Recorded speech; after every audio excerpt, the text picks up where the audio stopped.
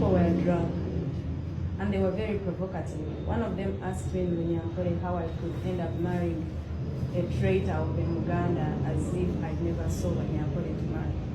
Yesterday, the group that came to raid our home was a different group. They were so many, heavily armed, drunk, and they looked the same and spoke one language. They broke into the gate, the lower gate. Our askari was in a different corner, so he saw them and he called me.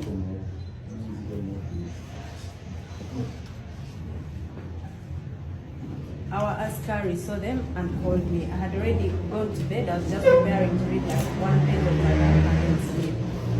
The askari called me and said, "These men are many and they are coming in this time." So in the moment, I got out of the bed, switched off the bed light, then tried to walk out of the bedroom and lock it, looking for a place to hide. But then I realized that was a wise thing to do. I opened the bedroom again, went in, opened the balcony room to make a video of at least some evidence of these people were coming in. I just shot a small snippet thing because already they had ladders and they were climbing to our veranda. So when I shot that, I locked the veranda door again, went in, sent the video to our son Solomon, and I asked him to let people know that we were under attack. Then I called our other son, who is also my brother-in-law, Dax, and I told him, it's finished. These people are coming in, definitely. So I walked out of the room, locked the door, and then went down the stairs. When I reached the stairs and looked in the window, there was this big group of men. Every window had like 10 men in it. And they said, "Open the door." They said it in Munyankole. I replied in Munyankole and said I was not going to open. So I passed the stairs, went to the general bathroom, locked the door, and called our neighbor, one of our neighbors. And I said, "We have a problem here, let everybody know." Then I came out of the room. When I came out of the room, they were already coming into the sitting room. They had finished breaking everything. There were so many, very many. They went to all directions of the house. Ceiling, rooms, kitchen, outside in the compound, on the verandas, my bedroom, kids' bedrooms, bathrooms, everywhere. They were everywhere. They were very many. In that moment, they did not allow me to follow anybody where they were. One of them told me to give them my phone. He came and sat behind me, told me, "Give me your phone." I gave it to him from this angle. He put it in front of me and said, "Give me the password," in Runyankore.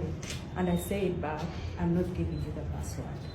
He said, "You're going to give me the password." And I said, "I'm not going to give you the password." He left, went outside on the veranda, came with other 4 men. So when he came back, he went in the same position where he was. He lifted me by the trousers. I was wearing 90 trousers and a shirt. He lifted me by the trousers, lifted me up, and then the one who was standing in front of me strangled me by the neck from the front. And then he told me, "Give me the password." And I told him in his face, "I will not give you the password." The one who was behind here pulled my shirt. So now I was between 2 men. One was strangling me and one was pulling my shirt from there. And you know how the button chokes you here? So the button was choking me. I kicked the man who was in front of me. And when I kicked him in someplace very hurtful, and he walked away, then this one pulled me and all the buttons broke. Then he stayed with the shirt in his hands. So I walked across the room naked. Now, in that room, there were so many men. Some of them just shied away and looked to the side. Some of them kept looking, and there was one sober one. And he said in Luganda, "Nedda, Mama Mudize, the sat here yambale." It was on the floor. One of them picked it and said, "Wanike mikono." oh yeah, but it's sad. And I said, no, give me the shirt, I'll dress myself up. He gave it to me. In that moment, the other guy who took my phone and who had my shirt who tore my shirt in the beginning, came back and held me by my hair.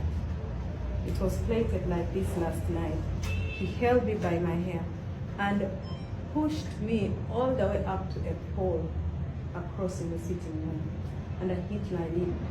And then he told me, bring the password. I said again, there's no password for you.